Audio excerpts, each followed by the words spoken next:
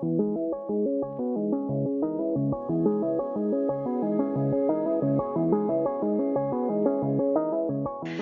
everybody, and welcome back to the Jack X podcast. We have a very exciting guest joining us today. Today, we are talking to Pablo Vidarte, who is the CEO and founder of Bioo, a biotech company doing some really extraordinary things with plant power and human touch. And joining me also today for this conversation is Sebastian, who's going to be chiming in with some questions of his own. So, Pablo, thank you so much for joining us on the podcast. Thank you very much, Carrie.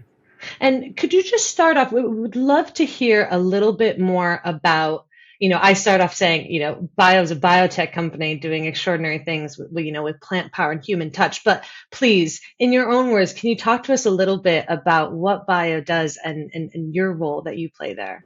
Sure. And actually, what we do at Bioo, it's even way more than that. Actually, our goal as a company is to create literally a biotech world, starting by creating the first biotech buildings, parks, cities themselves, and even more than that. We are actually involved in a lot of technologies, from biological batteries able to generate energy from the very same ground, even generating water at the same time, decreasing heat when it's warm, increasing it when it's cold, or even using plants to interact with them and even read them, so to say, or even store humanity's memory within nature. Those are some of the things that we are currently doing. And even within our company, we're even starting to explore bioluminescence with plants and many other applications that we'll see in the future. Overall, it's more or less like creating the avatar world, like Pandora, but with real technologies. I love that. It's mind blowing. I mean, that you can, do all these things with your surrounding, things that exist in nature already. Very inspiring. Thank you. Yeah, I think that biotech city seems crazy.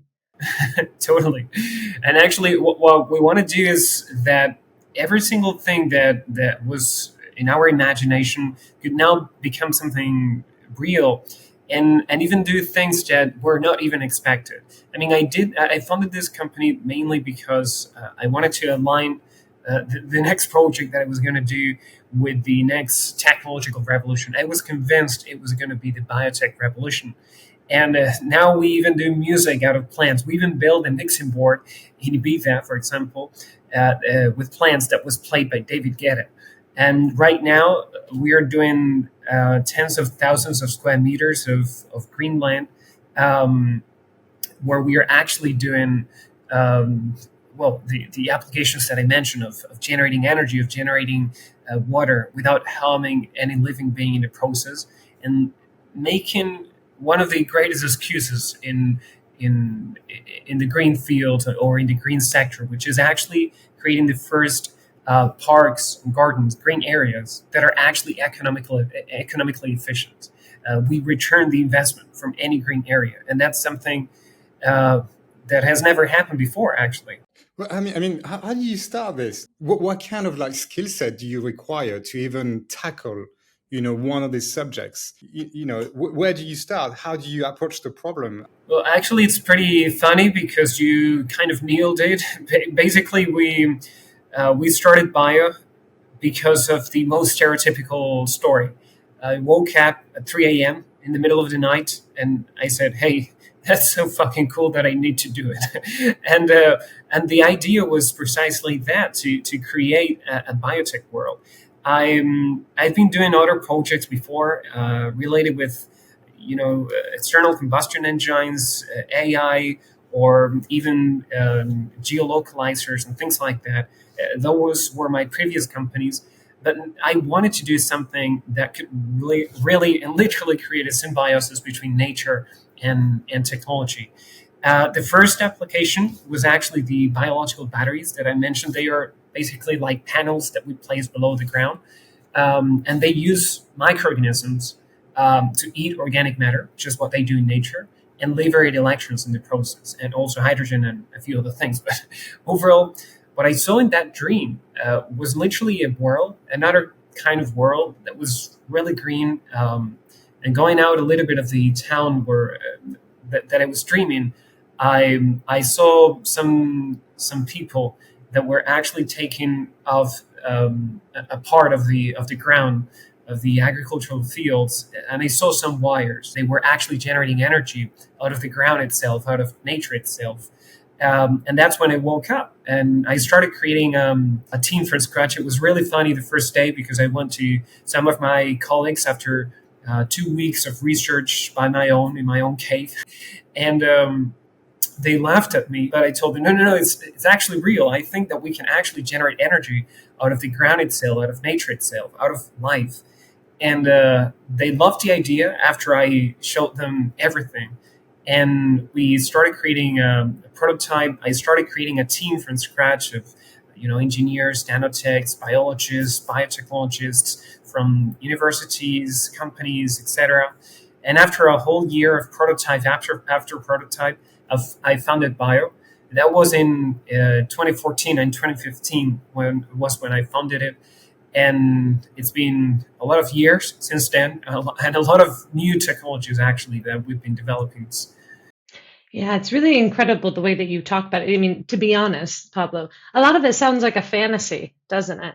This like, oh no, we can just get power from the soil from what plants are naturally doing. It reminds me, I don't know if you guys had a similar experience, but growing up, you're doing science fairs and you're trying to learn science practically. And the potato experiment is that one where you like stick wires in the end of a potato and you power this tiny, tiny little light. And your little 8-year-old brain lights up and you're like, oh my gosh, we could power the world with potatoes. All we need is Ireland. What is the potential for these kind of biological batteries? Is it kind of just about how much we can scale and how much plant matter you need to create a certain amount of energy? Or is it about the batteries themselves and their overall efficiency? Well, actually, the comparison between the potato battery, it's something that they ask me a lot.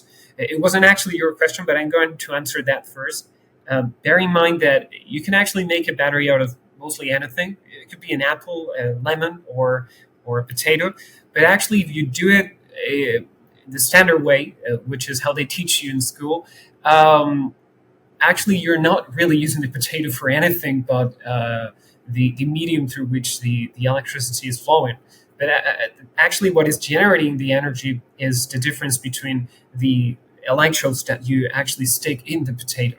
So that's why the medium could change. It could be just water and salt if you wanted to. But after all, that potato battery, it's a chemical battery. It's the same thing as the batteries that you use for your TV controller or whatever. And it's because one electrode is reducing and the other one is oxidizing. And in the end, they stop working. The difference with what we do is that it's not a chemical reaction in that sense, because after all, the potato even ends up toxic, so you cannot even eat it. In our case, we're using life itself. I mean, it's microorganisms doing their overall job, which is just eating organic matter. Um, just a spoon of soil, it's enough for one of these batteries to work for a whole year. And they have dozens of spoons inside. And it's renewed after all, because we use the natural cycle to renew organic matter with natural life on top. And we collect the energy with electrodes that are just carbon based. They don't oxidize, they don't reuse. Um, the whole paradigm changes a lot because we're now using a technology that, as long as it's well maintained, it's kind of eternal. I mean, it's like a limitless battery because you will always have organic matter, so it's fuel, and you could actually even grow crops inside because the soil doesn't end up being toxic. It's the same procedure that is always happening in every single kind of soil, so it's nothing new with what relates to nature. It's new for us with everything that is related to technology and what we can actually um, use nature for, sort of say.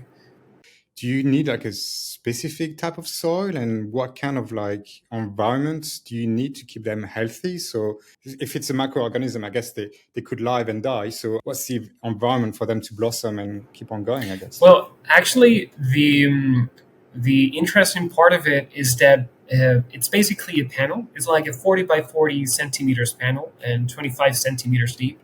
it has two layers. So on the top layer, you can place any kind of soil and any kind of plant. And below, there's a specific substrate, which is like the ideal hotel for the most optimal microorganisms. So what we do is to basically attract the most ideal microorganisms, the most electrogenic and electrophilic ones, so those that generate and conduct electricity, and they land in the battery, which is in that second layer, and it's where they start doing what I mentioned, and then magic happens. So the cool thing is that you could actually apply these in any kind of environment, even in the middle of a desert plantation. You could actually place them as long, of course, as you provide irrigation, because a little bit of irrigation will always be needed unless you're in a rainy part of the world. UK is actually great for that, for example, because given that it rains a lot and that we actually generate water itself, you have a totally sort of autonomous system. And in that sense, bear in mind that our goal is actually, which is basically answering a little bit more the question from Kerry, our goal is actually to cover the cities themselves with these solutions. What we want to do is to make all green areas efficient in every single sense. It's not that we're going to substitute solar panels or things like that. We are pretty much complementary, sort of say. So overall, our goal is to really create a huge impact in the world. One of the main goals that we have is for 2050 to reduce 1% of the predicted total CO2 emissions for them in a global scale, which is huge. I mean, we would need to cover like the 10 main metropolitan areas in the world to reach that goal. But as we normally say, the same way the Industrial Revolution was actually able to transform every single city and reshape them in our world, now is a turn for the biotech revolution. And the question here is, of course, if you want to be part of it.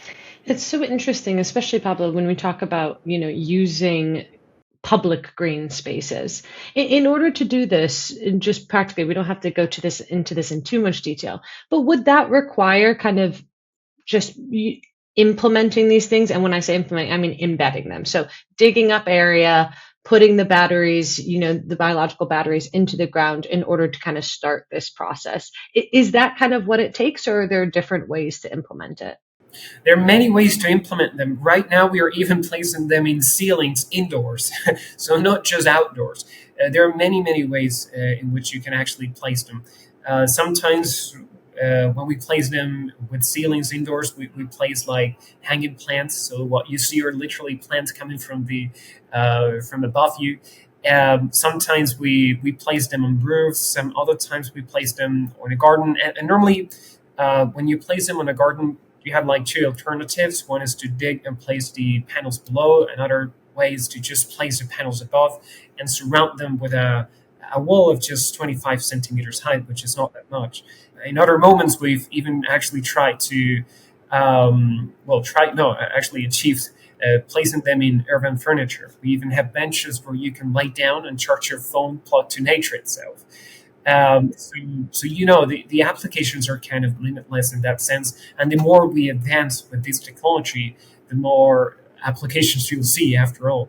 And that's why sometimes we even combine the panels which have an actual impact in terms of numbers with the other technologies, the biological switches, which have an experiential impact. And it's with those technologies that we are able to create experiences like creating art, music, activating lights, screens. We even played video games with plants, creating controllers of plants themselves. It's super cool in that sense.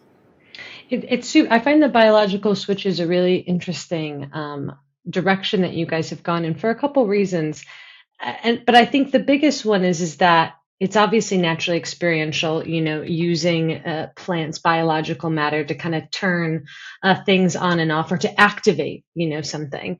And maybe it's not serendipitous, maybe it was totally intentional, but that our human desire and our biggest impact, and probably why the biotech revolution is really started, is because of our physical connections with nature. It's because of when we're in nature that we can understand and we can see the impact that it has on us, and the positive things that it does, not just obviously for our earth, but for us as people. And so the fact that the bio kind of switches, brings together those two elements of like humans and actually physically touching plant life and having that be a natural part of your day, I just find something like kind of really beautiful about that. Was that intentional, or was that just a nice happy accident that the plants work so well as bio switches? Well, actually, um, there is way more than that. If we're just speaking about plants, um, you know that plants actually communicate with each other. We've been knowing for a long time that plants are able to communicate, even from the chemicals in the soil, and the chemicals that they are able to share. They make wars within the soil. They make sort of trades of minerals between themselves. But also, it was discovered that they are able to communicate through sound itself. And it's really interesting because the same way you have a beating that is a chemical beating, they have another beating, but it's an electrical beating. You could actually hear it in it's an infrasound. You can hear it with a special machine, of course. But the thing is that they've been actually measuring that they are able to communicate with that. There are cases where you could actually approach like a fire to a plant. That plant will start emitting a specific wave that will be communicated to other plants so that they get ready for that. In some cases, even you could actually think about an animal eating a plant leaf from a tree and going to the same species of that tree a kilometer away and eating that leaf from that other tree, and that leaf will actually be toxic when the animal eats it. And it's basically because they've communicated that information. So that same thing that plants already have, and that you can measure, and that you can use to read their language, sort of say, and detect if they have um, a disease, a fungi, or if they need water or sunlight. Those frequencies, we are basically collecting them in sort of a dictionary of the language of plants. And it's more or less the same thing that we actually use for the switches. We just use the human frequency. So when a human being approaches one of our biological switches, you don't even need to touch the plant. You can just pass your hand on top of it, like a Jedi movement, so to say, and it will activate itself. But if you touch it with a pen or something that is not human, it won't be activated. So what I mean with this is that this is just the first step towards what we will see in the coming years, because we will start a revolution that is way beyond just touching a plant and turning on something or a light or something like that. It's about literally speaking with them. Because if you think about it, we've been using machines and creating them in every single technological revolution. But we've always known that the best machines were actually the living beings in our planets. If we are able to use them in our favor, and in some cases even perfect them or perfect ourselves in biological terms, we will reach the stars. I'd like to ask a few questions about, what was the main challenges that you faced to develop this technology? Because, software development, you know where to start from, but biotechnology, if you're not a scientist or even has the background as a scientist, how do you even start, with this and perhaps understand how the microorganism function? I think it's just mind blowing. I wouldn't know where to start myself. Well, actually, it's funny because if you actually make a research about biological batteries themselves, you would actually see that they've been existing since the 70s. So they've been around for 50 years already. And the thing is that they've been only used for controlled environments, like, for example, for wastewater treatment system plants. In those systems, they were actually able to control the microorganisms, so they could actually eat the organic matter from those wastewaters, and they could actually generate electricity and clean a little bit the water. Right now, you can actually go to those systems, and you would actually see that they are using biological batteries already. The thing is that if you used one of those biological batteries outdoors, they would simply get contaminated by the microorganisms from the exterior. They could not be used outside, mainly because um, it was not their environment, so to say. So the approach we had was totally different, because scientists during the last decades, they've been trying to basically isolate the battery as much as possible so that the microorganisms inside wouldn't get damaged. So what we did was to join the enemy instead of fighting it. If you cannot fight contamination, okay, well, let's build. Invite them to the party, essentially. Exactly. Let's build the perfect hotel, the perfect city for them, so to say, and not even don't even inoculate microorganisms yourselves. Just create the perfect environment for the most ideal ones, because they already exist in nature in any kind of soil, just that in very small concentrations. What we do when they go inside is to grow in number, and that's the approach we had. So in that sense, apart from improving a lot the efficiency, apart from making them really reliable, and a few other things that took a little bit of time, um, it was something that really wasn't like creating fire from scratch, but it was a concept that was totally turned down, or so to say, to really change the approach. And overall, the same thing applies with every single thing that we've done. Even right now, we are starting to work with plant bioluminescence, which is really, really cool. There are many ways to approach that problem, and there are already entities around the world working with similar things. But the key here, it's always the same thing. So you have a different approach to have a totally different result. So would you, I mean, when you say fluorescent plants, do you mean that we're going to be able to have the city lampposts being replaced by plants that are basically giving us light? Is that what you're saying, essentially? But it's true though that if you actually want to reduce a lot the bill from the electrical costs of the city, imagine a park where the pathways are actually illuminated with artificial lighting, but the rest of the park being actually bioluminescent, which is not fluorescent. Fluorescent is that you add a So product. yeah, I possibly used the wrong term. It's not my field, Exactly. unfortunately.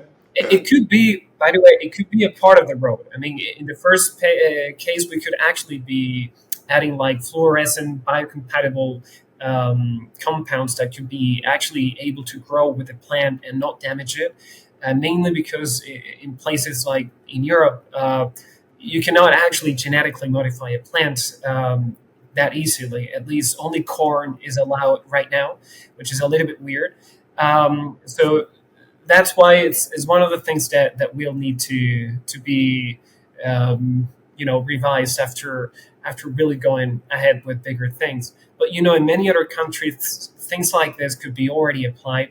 It's just that you have to make them industrially available, so to say. So that's one of the challenges right now, and it's pretty funny that right now you could even buy bioluminescent fish, but you cannot buy bioluminescent plants. That have been, in both cases, genetically modified. It's one of those weird stories that are for another chapter.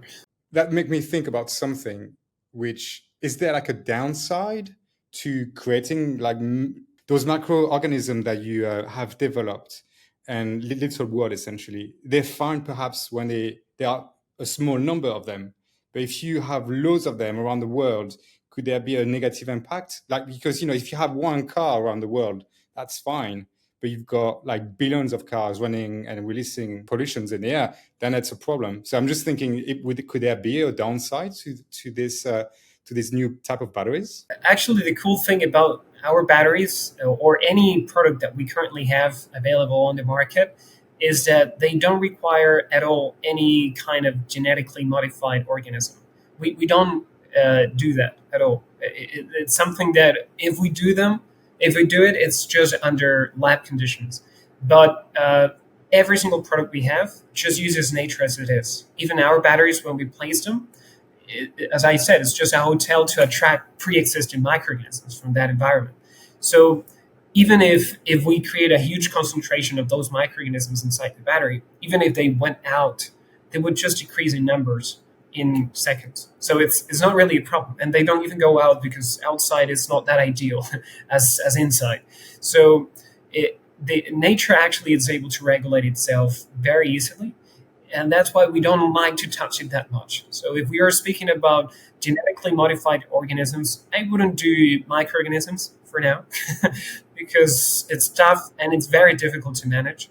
If we are speaking about plants in certain environments, it's good to go. I mean, in some cases, I mean, we're currently already eating genetically modified foods, and in some cases, is really good for the planet.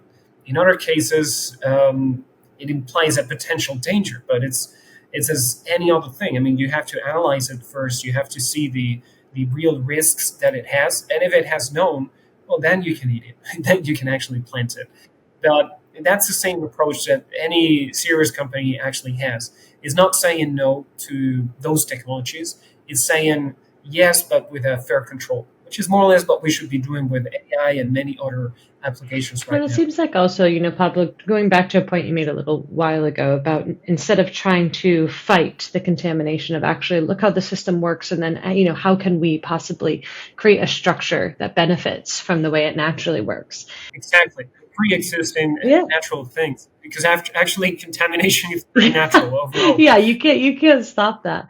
And obviously for all of your products, natural elements have been a huge inspiration in design. And nature's always been a huge inspiration for us, right? There's so many stories of great technologies that have been developed based off of kind of nature. And have there been any specific things that you kind of saw either during your process and creation of your current products or even things that you're working on now, which have just been either really inspired by or influenced by some of the things that you're naturally seeing these plants do? Yes, for sure. These discoveries, like the ones that I mentioned before, of plants communicating through sounds, is actually something that was discovered where we were in the middle of bio. So, like 4 years ago, approximately. So we were already within those discoveries, and every single discovery that was made either by us or by any other entity in the world, they were very good surprises that made us align towards new goals, new depths of our research, and even the ambition of a lot of mega projects that are taking place worldwide also make us rethink what could be the next great thing to move forward and do even more incredible stuff. So that's something for sure that has actually at least told us that even if we believe that we know everything about those things that we call plants, is not even true. I mean, they don't have a brain, but they're able to communicate and create patterns. They don't even have a nervous system, and they're able to do that.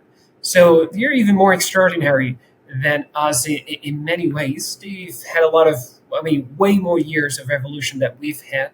So still, we probably come up with a lot of surprises in the close future as the ones that we've already seen. Yeah, these plant frequencies are just such a an avenue of like how that could change or trigger experience. I mean, that I feel like my brain's going to a million different directions just thinking about how those frequencies alone could work, let alone, like to your point, Pablo, all the things that we haven't kind of discovered yet. Exactly, and let alone, I mean, just if you think about the only the applications of using soil, of using microorganisms, the applications are limitless. I just funded another company 4 months ago with my brother, and we were doing enzymes, which are basically proteins out of microorganisms, to eliminate microplastics in the sea. Those enzymes don't really suppose any kind of damage because you can eat them and it's not even a living being.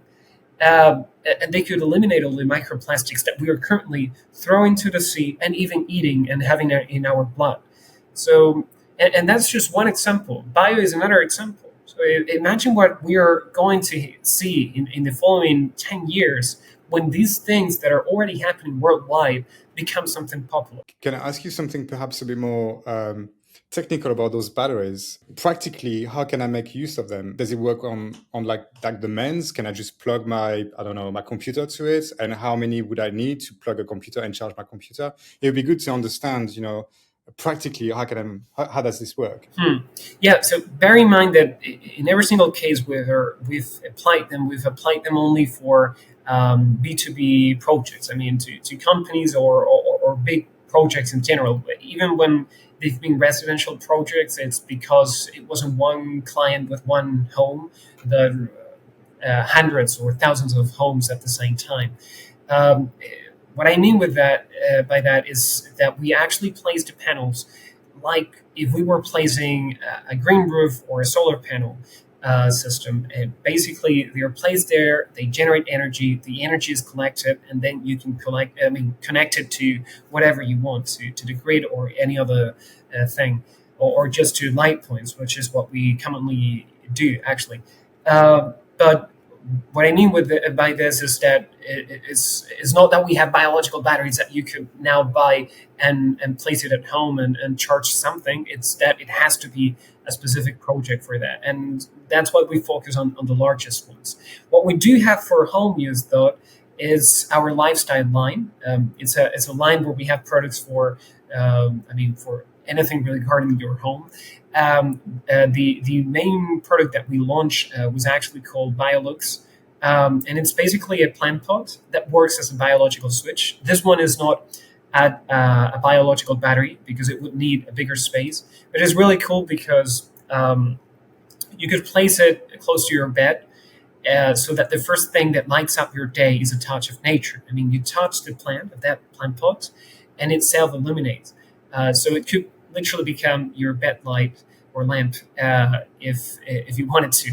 And it has a very, very cool design. It has actually won a lot of awards. And there's even a version that we did, like the premium version, that is made of a handcrafted translucent ceramic, which is like super cool in that sense. Mm. It's really awesome, and obviously, Pablo, this is kind of how we came across you all, and what really inspired us, right? Is we're sitting at that intersection of experiential design, right? Of physical location and human experience, and especially for a lot of our projects that are more permanent builds, right? Experience centers, or headquartered designs, or employee office space, all of these elements, right?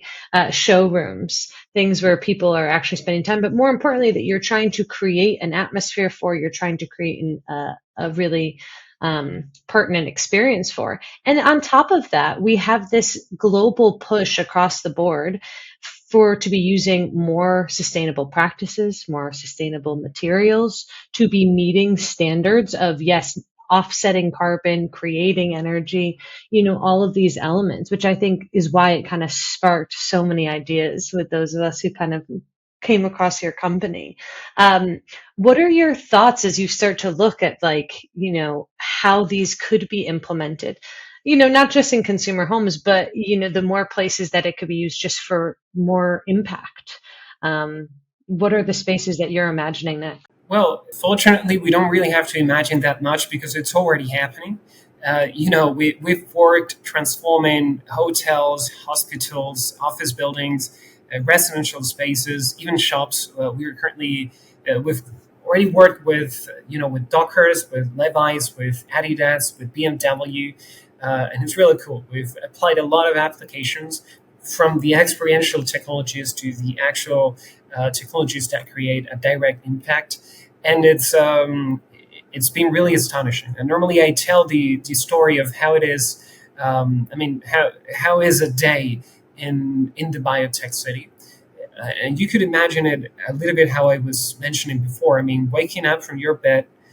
So the first thing that lights up your day will be a plant. I mean, just touching nature itself. You would wake up. You would see that your own main room has actually, like, even plants coming from the ceiling that are actually lowering heat when it's warm or increasing it when it's cold. You would know that these plants are actually even cleaning the air. Just by covering a 10% of the ceiling, you can eliminate all the toxins from the air. Um, and in that day, you would open your window and you would see that your city has become a biotech city. You would walk through that city. You would see that your own parks and gardens are actually generating energy to power the very same light points. And you know that. I mean, energy is actually produced from life itself below the ground. You would go to your office, you would see that those same applications are happening there. You would go to even a mall or an airport or even in the middle of the street as you were before, and you could even see people creating art out of nature itself. Even if you go to museums, you would actually be able to manage screens just by interacting with nature itself. And the same way we have theaters or museums in our cities, now we could have something that we call the living library, which is actually one of the biggest projects that we're starting to develop, because it's not just one project in one specific city. It's actually sort of the first evolutionary and global monument in the world if we end up doing it at the scale that we want to. Imagine a park that looks more or less like a jungle where you could go inside and the memory of humanity, it's actually stored within nature.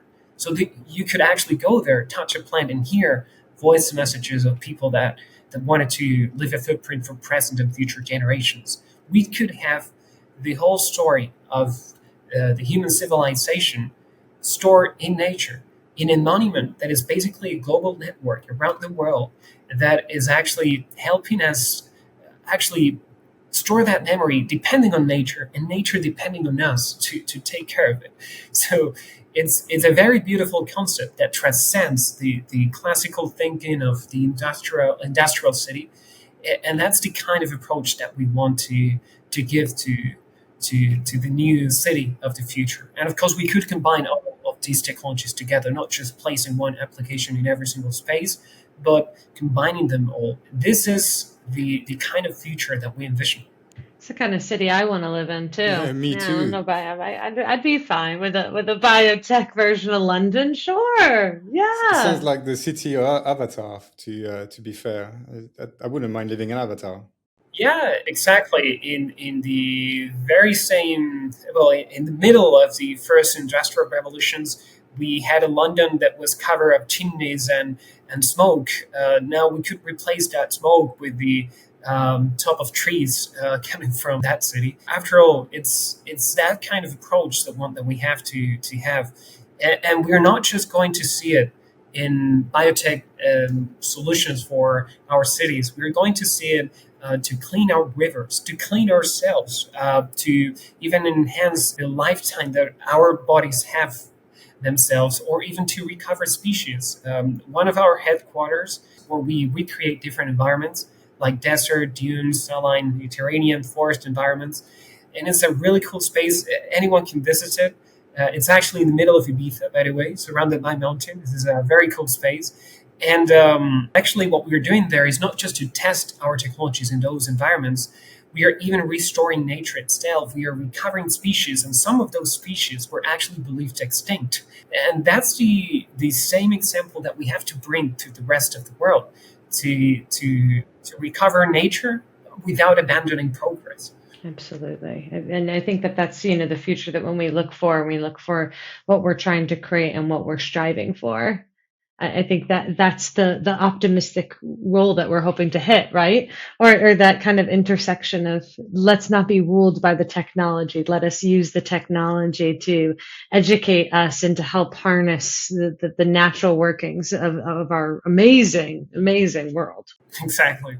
Oh my gosh. Well, Pablo, the picture that you are painting of the future, like I was just saying, is definitely, it's the one that I think we're all hopeful for. I think it's the one that we want to live in. And frankly, I'm just thankful there's people like you who are creating it. People far smarter than I who are figuring this stuff out. It's really People are amazing. dreaming and making it happen. That's like literally, it came in a dream and you're making it Yeah. happen. Exactly. Now I'm remembering that perhaps one of the things that I could mention, especially if we are speaking about the UK, is that apart from the Biotech Botanical Center that we have in Ibiza, which could be visited by anyone. We also did installations everywhere in the world. We just started. I mean, last year was the first year where we began transforming these things around the world. We did one in the Eden project in Cornwall last year. This year, we're actually planning to do something bigger there. We're also doing things, in the United States, in the Emirates, in Taiwan, in Singapore, in Korea, in Arabia as well. Even within the Neon project, we are starting to work in several projects. So things are starting to move a lot in a lot of different countries. Some of them I missed them, especially in Europe. As I normally say, the willingness to change comes from every single one of us. So if we're thinking about a real transformation, the best way to do it is to actually think out of the box. Absolutely. And I encourage everybody to please visit Bio's website online just so you can see a little bit more. You can also search, Pablo has a lot of videos kind of talking about this technology, how it works. But if you have the opportunity, use these bio batteries, use these biological switches, get them in your headquarters, your buildings, look at these for installations. I think there's a really incredible future for all of us if we start to, take the time and the energy to implement some of these incredible ideas. And by the way, it's bio with two Bio with O's. two So O's. just look That's for right. We'll bio. have the link in the description of the podcast. So make sure to use that. But yes, BIOO. Exactly. Amazing. Well, Thank thank you. you again so much for your time, Pablo. Really incredible and just so inspired. So we will be keeping in Yeah, very touch. inspiring. Thank you. Sounds awesome. It's been an absolute pleasure. Thank you very much.